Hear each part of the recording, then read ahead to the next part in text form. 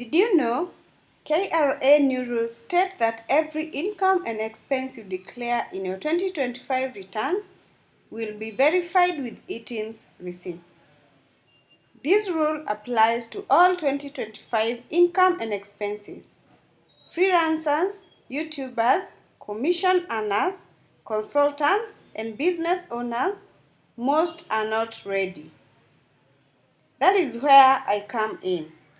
I help you start keeping proper records from January 2026 so you stay compliant and avoid penalties.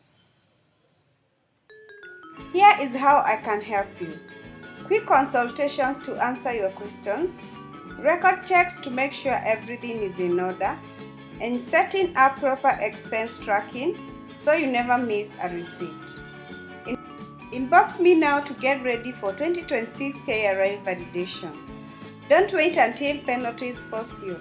Start preparing today.